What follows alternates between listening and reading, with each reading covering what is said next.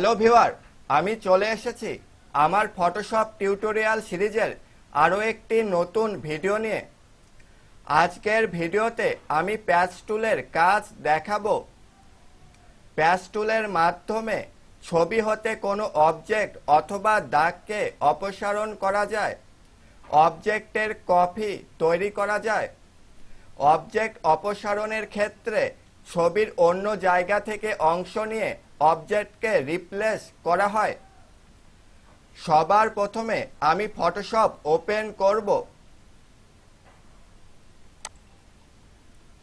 এরপর আমি একটি ছবি ওপেন করব।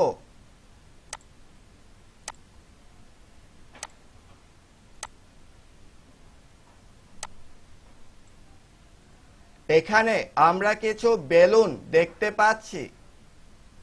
কিবোর্ডে অল্ট্রা চেপে ধরে মাউসের স্ক্রল হুইল বাইরের দিকে ঘুরিয়ে ছবিটি জুম ইন করব।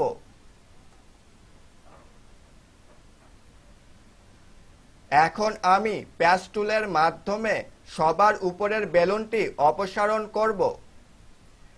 প্যাচ টুল সিলেক্ট করার জন্য স্পট হিলিং ব্রাশ টুলের উপর কার্সর নিয়ে মাউসের লেফট বাটন চেপে ধরতে হবে।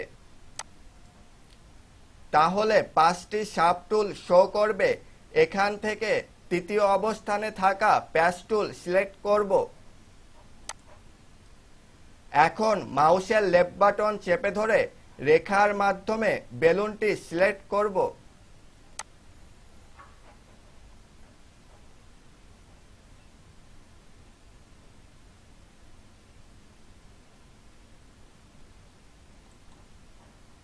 এখন বেলুনটির উপর কার্সর নিয়ে মাউসের লেফট বাটন চেপে ধরে ছবির যে জায়গা থেকে অংশ নিয়ে বেলুনটি রিপ্লেস করতে চাচ্ছি সেখানে নিয়ে যাব।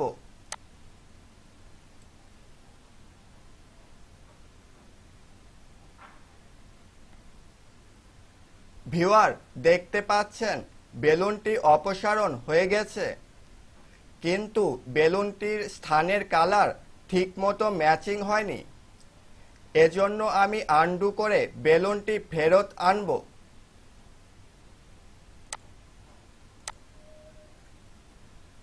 এখন আমি অপশন বারের প্যাচ বক্সে নরমালের বদলে কন্টেন্ট ওয়্যার সিলেক্ট করব।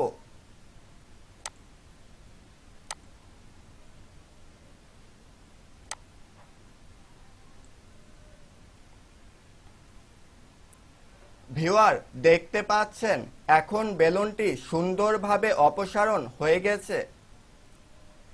এই কাজটি সরাসরি কিবোর্ডে ডিলিট প্রেস করেও করা সম্ভব। এজন্য আমি আনডু করে বেলুনটি ফেরত আনব।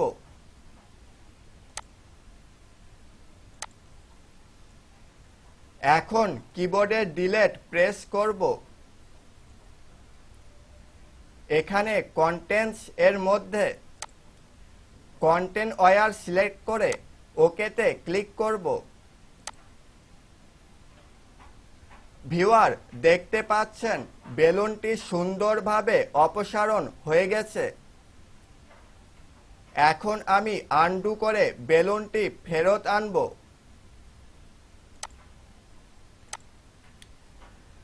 এখন আমি অপসারণ করার বদলে বেলুনটির কপি তৈরি করব। এজন্য অপশন বারের প্যাচ বক্সে কন্টেন্ট ওয়্যারের বদলে নরমাল সিলেক্ট করব এবং পাশে সোর্সের বদলে ডেস্টিনেশন সিলেক্ট করব।